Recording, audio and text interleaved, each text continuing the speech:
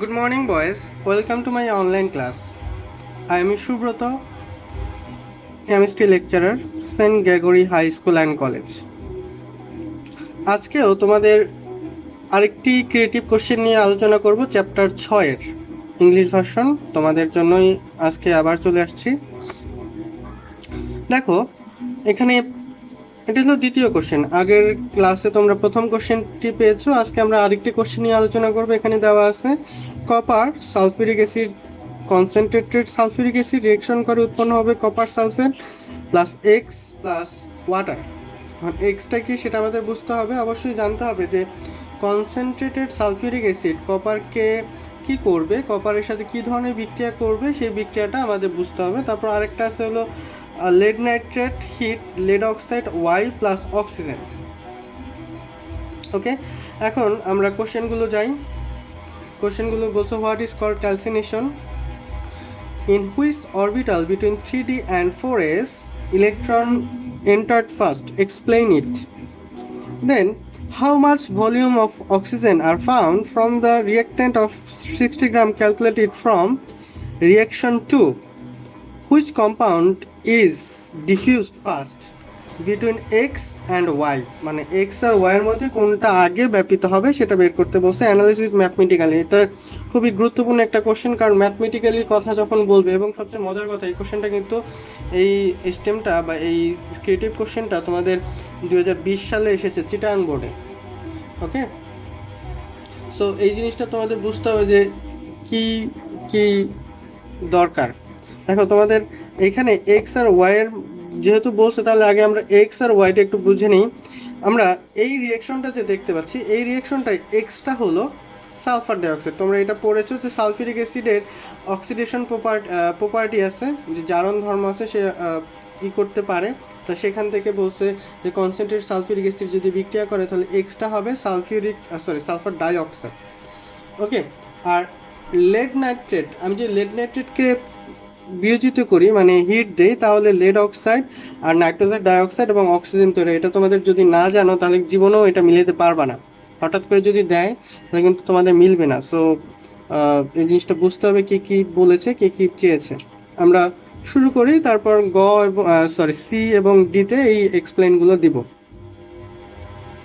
Answer to the question number 1, sorry 1 না 2, A. Calcination. If condensed ore, আচ্ছা ক্যালসাইনেশনের সংজ্ঞাটা আমরা একটু করি। ক্যালসাইনেশন বাংলা কি? বাংলা হলো জাস্ট তাপ দিয়ে কোনো কিছুকে তুমি উচ্চ তাপে কোনো কিছুর ভিতরের যে এয়ার, অর্গানিক ম্যাটার, সাবস্টেন্স এগুলোকে বের করে নিবা কোনো একটা ওর থেকে। এই প্রসিডিউরটাকে ক্যালসাইনেশন বলে। আমি যদি এক্সাক্ট সংজ্ঞা লিখি তাহলে কি হবে, if condensed ore is heated at a temperature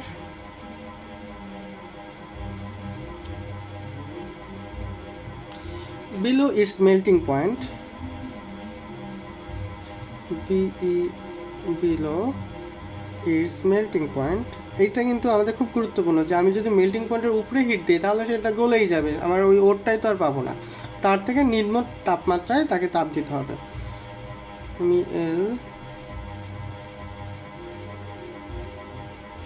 melting point in absence of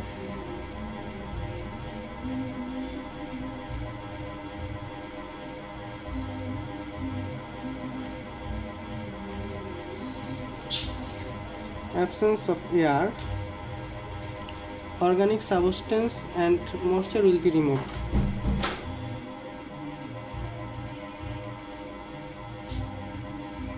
Organic and moisture, it's organic substance, আমরা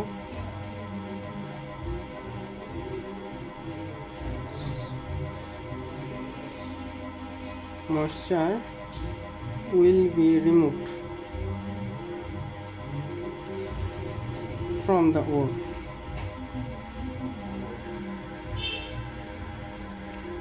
Is called calcination, calcination. So এটা একটু আমাদের বুঝতে হবে যে মেল্টিং পয়েন্টের নিচে আমরা যখন কোনো ওরকে তাপ দিব তাহলে কি হবে, ওরের ভিতরের অবশ্যই এয়ারে অ্যাবসেন্সে করতে হবে, তো এর ভিতরের যে অর্গানিক সাবস্টেন্স আর ময়েশ্চারগুলো চলে যাবে, এই ঘটনাটাকে বলা হয় কি ক্যালসাইনেশন। পরের যে কোশ্চেনটা সেটা হলো যে 3Dতে ইলেকট্রন আগে প্রবেশ করবে নাকি 4s এ প্রবেশ করবে। আমরা আউটবাউর রুল থেকে এই জিনিসটা ঘটনাটা বুঝতে পারি। অবশ্যই আউটবাউর রুলের তোমাকে যে জিনিসটা মনে রাখতে হবে যে যার এনার্জি বা যে সাবসেল আর যে অরবিটালের এনার্জি কম সেখানে ইলেকট্রন আগে প্রবেশ করে।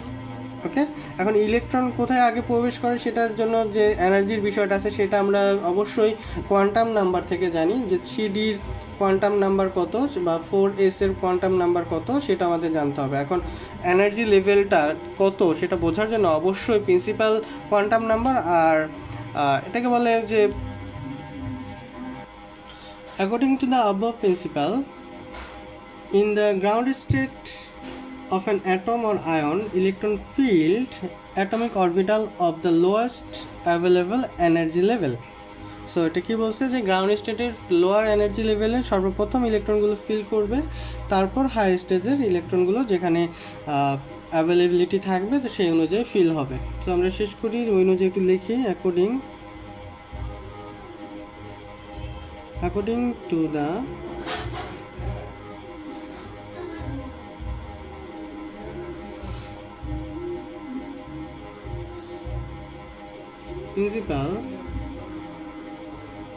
principle in the ground state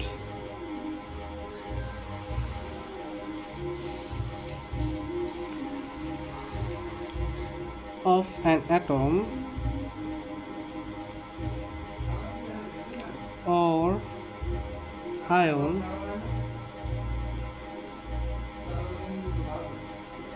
electrons fill atomic orbital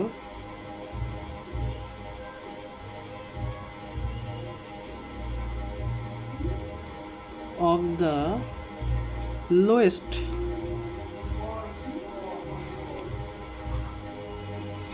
availability or available energy level.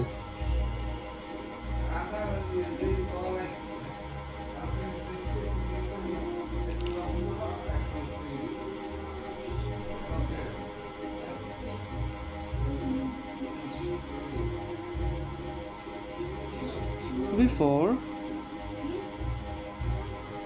occupying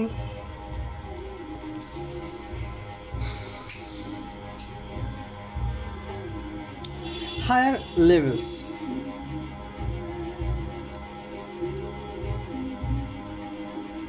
Which orbital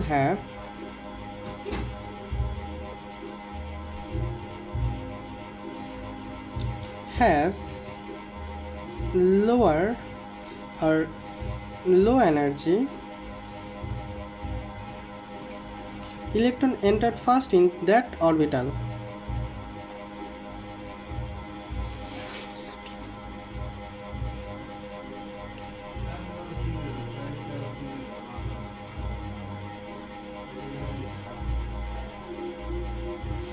এখানে বলছে যে ইলেকট্রনগুলো সবার আগে প্রবেশ করে কোথায়, যেখানে লোয়ার এনার্জি থাকে সেখানে।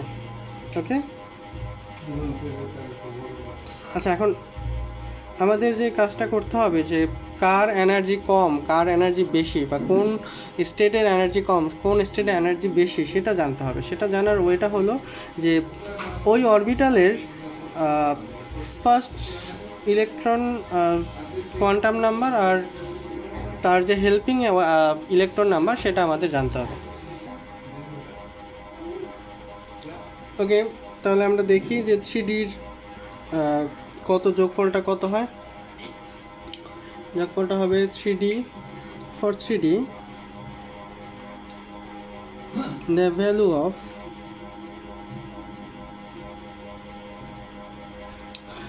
n plus L equal to 3 N এর ভ্যালু 3 আর এল এর ভ্যালু তাহলে ডি এর জন্য হলো 2। এটা তোমাদের একটু জানতে হবে যে এস এর জন্য, এস অরবিটালের জন্য এল এর ভ্যালু, এল হলো সাবসিডিয়ারি কোয়ান্টাম নাম্বার এল, পি এর জন্য সাবসিডিয়ারি কোয়ান্টাম নাম্বার হলো 2, ডি এর জন্য পি এর জন্য 1, ডি এর জন্য 2, এফ এর জন্য 3। এটা তোমাদের মুখস্থ থাকতে হবে, কারণ কোথায় লেগে যায় তোমরা তো জানো না, তোমাদের বই এই জিনিসটা দেওয়া নাই।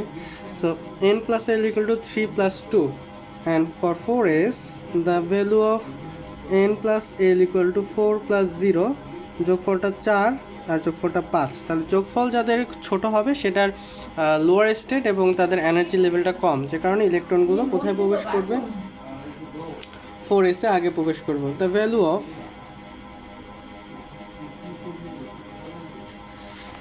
n plus l for 4s is lower than 3d. So electron, so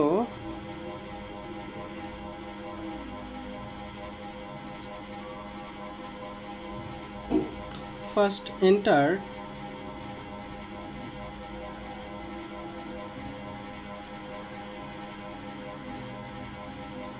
in the 4s orbital. ওকে, মনে হয় বুঝতে পেরেছি।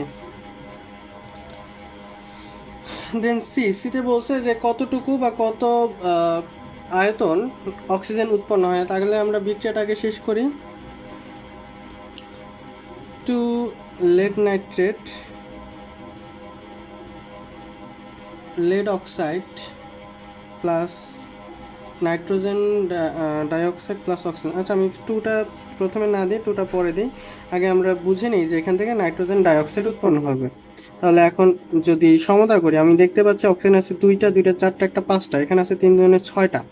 তাহলে আমাকে কি করতে হবে, এমন কিছু করতে হবে যাতে অক্সিজেন সমতা হয়। তাহলে এখানে একটা 2 দিই, 2 দিলে কি হবে, 2 2 4 4 2 6। তাহলে এখানে 2 যদি দেই 6 হলো।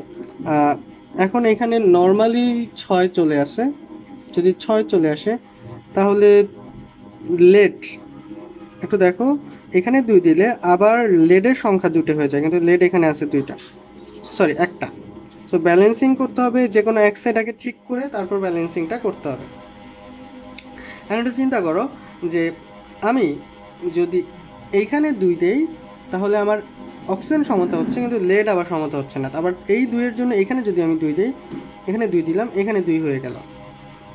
কারণ তখন কি হচ্ছে, লেড সমতা করতে যে আমার 2টা লেড দিতে হবে। এখন একটু চিন্তা করো, আমার নাইট্রোজেন আছে 2টা, অক্সিজেন আছে 3 দুগুণে 6, 6 দুগুণে 12টা। সো আমার এখানে যদি নাইট্রোজেন 2 2 দুগুণে 4, তাহলে আমার নাইট্রোজেন সমতা করলে এখানে 4 দিতে হবে। দেখো 4 দুগুণে 8, 8 2 10, 10 2 12, মিলে গেছে। ক্লিয়ার? সো আমি দেখতে পাচ্ছি যে কোশ্চেনটা হলো how many volume of oxygen are found from the reactant of 60 gram lead nitrate. So আমার এখানে যে কাজটা করতে হবে, যে এর আণবিক ভরটা কত সেটা বের করতে হবে, বা অ্যাটমিক্স মলিকুলার ওয়েট কত সেটা বের করতে হবে। সেটা কত, 207 যোগ 14 যোগ 3 হলো 48 ইন্টু 2। এটা আমরা করি। ওকে, তাহলে কত আসতেছে, একদম যোগ করে 662 গ্রাম lead নাইট্রেট। কী করতেছে, বিক্রিয়া করতেছে। তাহলে এখান থেকে উৎপন্ন হবে কত গ্রাম, 32 গ্রাম, অর 22.4 লিটার। এই পর্যন্ত কোনো কনফিউশন থাকার কথা না। ওকে, এত লিটার উৎপন্ন হয়। তাহলে আমি এখন নর্মাল নিয়ম করব, নর্মাল নিয়মে যেটা আসবে সেটাই আছে। In STP 1 mole gas have the volume 22.4 liter. So 662 gram lead nitrate can produce 32 gram আমাদের ভরে যেহেতু কনভার্ট করতে বলে নাই, সরাসরি আমি লিটারে লিখি 22.4 লিটার অক্সিজেন, আমরা সরাসরি লিখলাম। সুতরাং 60 gram lead nitrate can produce by 22.4 into 60 ভাগ 662 litre oxygen. Okay,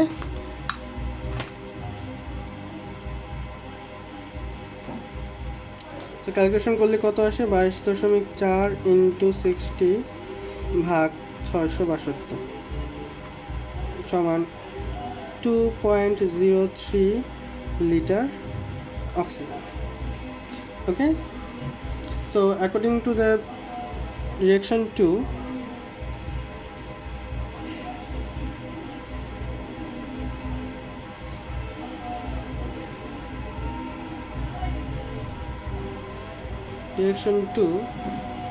of the stem,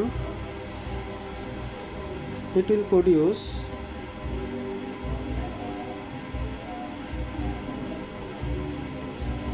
2.03 litre oxygen.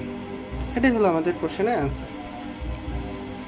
ওকে ওকে, আমরা এখন অ্যান্সার নাম্বার ডিতে চলে যাই। ডিতে বলছে যে এক্স আর ওয়াইয়ের মধ্যে কোনটার ডিফিউশন রেট বেশি। তার ডিফিউশন রেট বের করার জন্য এক্স আর ওয়াই কী, সে আমরা তো দেখতেই পাচ্ছি যে ওয়াই হলো নাইট্রোজেন ডাইঅক্সাইড। এখন এক্সটা কি? এক্সটা হলো আমাদের রিঅ্যাকশনটা করতে হবে copper plus sulphuric acid concentrated. তাহলে কি হবে? Copper sulphate plus sulphur dioxide plus water. তো সালফার ডাইঅক্সাইড এখন এক্স ইকুয়াল টু কি? Sulphur dioxide. তাহলে এর আণবিক ভর, এর মলিকুলার ওয়েট কত?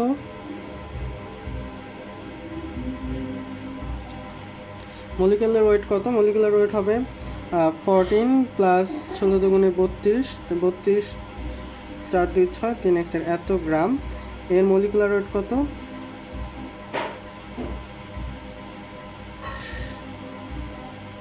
ওয়েট কত? 32 প্লাস 32 মানে 64 গ্রাম। আমি দেখতে পাচ্ছি যে এর মলিকুলার ওয়েটের থেকে কম। আর তোমরা একটা সহজ জিনিস জানো যে একটা মোটা লোক বেশি দ্রুত দৌড়াবে নাকি একটা পাতলা লোক বা চিকন লোক, দুজনের স্ট্যামিনা যদি সেম থাকে অবশ্যই চিকন লোকটা দ্রুত দৌড়াতে পারবে। সো এটাকে একটা ম্যাথমেটিক্যাল টার্ম আছে, এটা হচ্ছে গ্রামের ডিফিউশন রেট ল। সেটাকে যদি আমি বলি যে rate of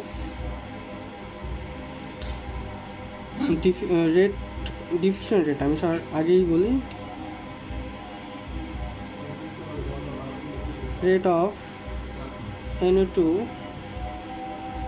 is R1 and rate of SO2 is R2, then R1 by R2 equal to root over M2 by M1, or R1 by R2 equal to M2 মানে কি? সালফার ডাইঅক্সাইড 64 আর এখানে 46। তাহলে আমি যদি এটা করি, or R1 by R2 equal to 1.18,